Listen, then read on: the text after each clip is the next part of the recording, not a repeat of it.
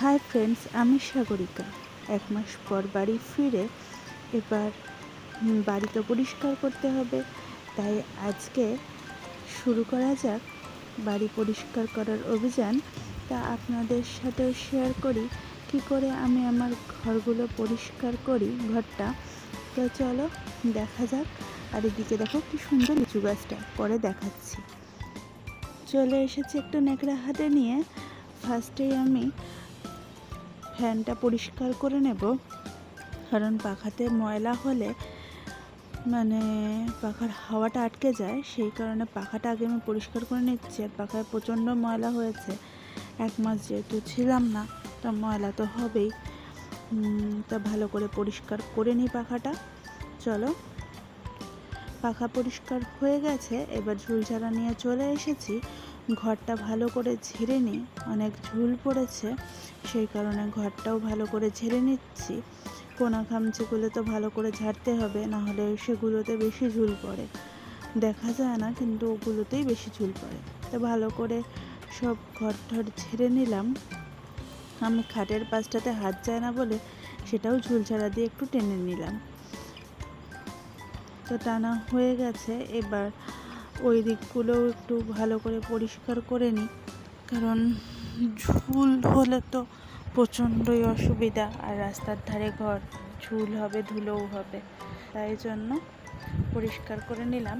এবার এই দিকে কয়েকটা ঠাকুরের মূর্তি আছে, শিব ঠাকুর, বজরংবলী আর বড় মার ফটো, তাই সেগুলোও পুছে নিচ্ছি পরিষ্কার করে, কারণ সেগুলোতেও ধুলো পড়েছে, না পরিষ্কার করলে সেগুলোও বাজে লাগবে, তাই সেগুলোও পরিষ্কার করে নিলাম। পরিষ্কার করে নেওয়ার পর আমি এখন বিছনার চাদরটা তুলে নিচ্ছি, কারণ সব ঝাড়া হয়ে গেছে, তাই বিছনার চাদরটা তুলে নিচ্ছি। বিছনার চাদর তুলবো আর তার সাথে বালিশের ওষারগুলোও খুলে নেব। আর আমি যেহেতু বিছনার চাদরে গিট দিয়ে বিছনার চাদরটা পাতি, সেই কারণে টানলে আসতে, ওই জন্য বিছনায় উঠে সেটাকে টেনে নামাতে হবে। আর গিট দিয়ে বিছনার চাদর পাতলে সেই চাদরটা নড়েও না, তাই আমি গিট দিয়ে পরাতেই পছন্দ করি চাদরটাকে পাততে। বালিশের কভারগুলোও খুলে নিই, কারণ সেগুলোও তো ময়লা হয়েছে, সেগুলোকেও তো পরিষ্কার করতে হবে না। তো ভালো করে মাঝখানে একবার শাশুড়ি মা কেচে দিয়েছিল, তা আমি ছিলাম না, আমাকে তো সব পরিষ্কার করতে হবে। আমি চলে এসেছি একটা ব্রাশ আর ন্যাকড়া নিয়ে, কারণ আমি আমার খাটটা পরিষ্কার করব।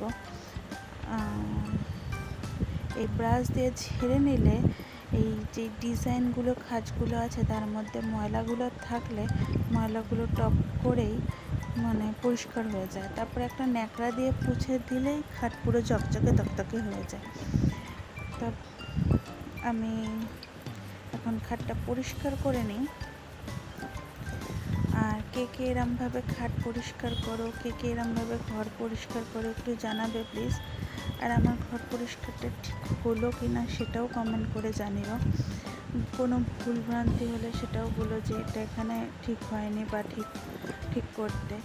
আমি তো সেভাবে ঘর গোছাতে পারি না, তাই জন্য। আর বাড়িতে কাজের লোক নেই, যেহেতু নিজেদেরই করতে হয়, তাই নিজেদেরই সব কাজ করে নিতে হয়। তো খাটটার তো ঝাড়া হয়ে গেছে,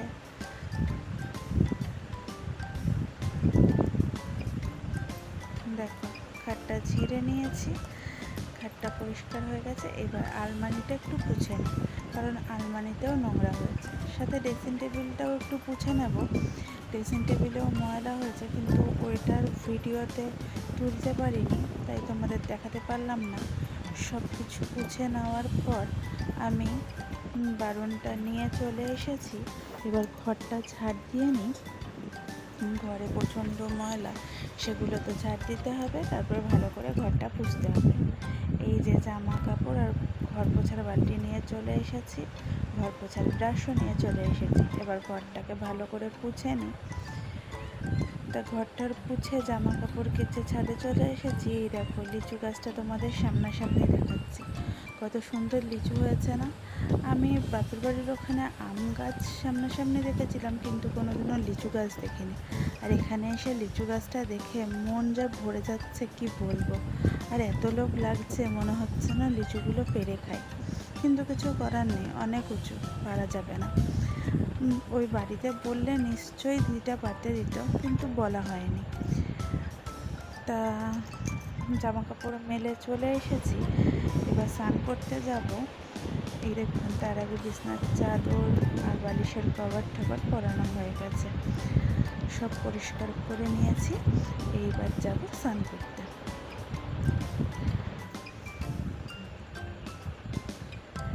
এই যে মাথা ঘষে স্নান করে চলে এসেছি, কারণ মাথা ময়লা হয়েছিল, ঘষে চলে এসেছি। এই যে ছাদ থেকে জামা কাপড় নিয়েছি, জামা কাপড় শুকিয়ে গেছে, যা রোদ, জামা কাপড় আবার শুকাবে না।